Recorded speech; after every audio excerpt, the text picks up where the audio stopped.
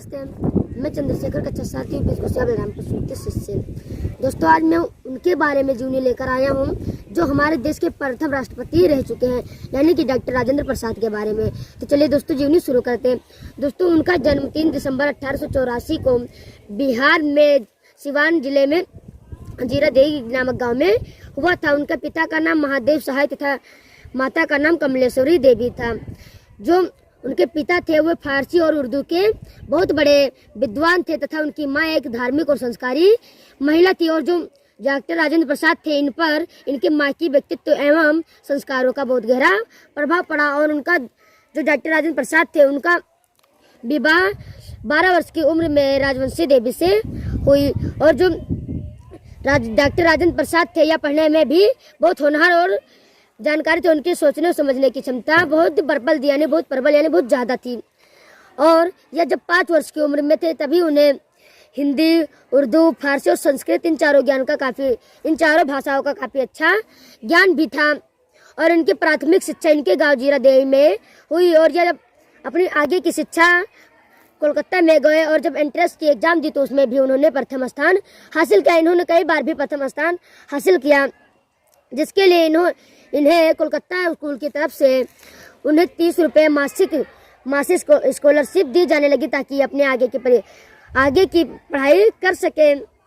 और इसके बाद इन्होंने 1902 ईस्वी में अपने ग्रेजुएशन की पढ़ाई करने के लिए कोलकाता प्रेसिडेंसी के स्कूल में कॉलेज में एडमिशन लिया। और वहाँ उन्होंने एक महान वैज्ञानिक जगदीश चंद्र बोस से शिक्षा ग्रहण की और उनके वो शिक्षार्थी बन गए। और वहाँ से उन्होंने कानून के मास्टर की डिग्री भी प्राप्त की, कानून की डिग्री प्राप्त की और लॉ भी की। और जब उन्होंने कानून के मास्टर की डिग्री प्राप्त की तो उसके लिए उन्हें गोल्ड मेडल भी मिला। और उन्होंने ये सब जब डिग्री प्राप्त कर लिया, आखिरी में जब लॉ की डिग्री प्राप्त की तो उन्होंने वकालत भी अपने गाँव में जीरादेई गाँव में वकालत भी करने लगे। जब वहाँ वो वकालत करते तो बहुत ईमानदारी की तरह करते थे। उसमें जो भी पूंजी मिलती थी यानी जो भी पैसे थोड़ा बहुत मिलते थे वो भी गरीब में बांट देते थे। इस कारण वे अपने पूरे गांव में लोकप्रिय हो गए और पूरे गांव में जाने लगे।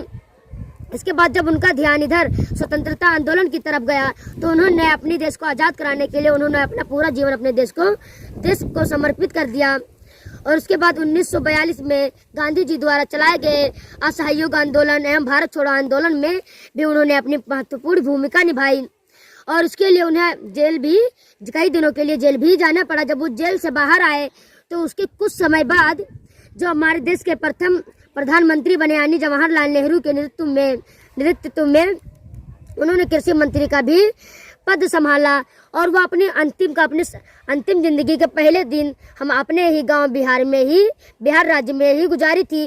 और वो अपने अंतिम सांस तक दूसरों की भलाई के बारे में हमेशा सोचते थे, अपने देश को समर्पित कर दे, अपने अंतिम सांस को भी अपने देश को समर्पित कर दे। और उनकी मृत्यु दोस्तों 28 फरवरी 1963 को बिहार के एक आश्रम में हुई। तथा दोस्तों, जो संविधान लिखा गया है उसमें भी उनका बहुत बड़ा हाथ है दोस्तों। अगर शायद वो नहीं होते तो हमारा संविधान भी नहीं पूरा होता। और दोस्तों, उसके लिए मैंने उनके लिए एक छोटी सी कविता बोलना चाहूँगा। जब इतिहास का पन्ना पलटा जाएगा, जब इतिहास का पन्ना पलटा जाएगा तब राजेंद्र बाबू आपका ही नाम आएगा। धन्यवाद।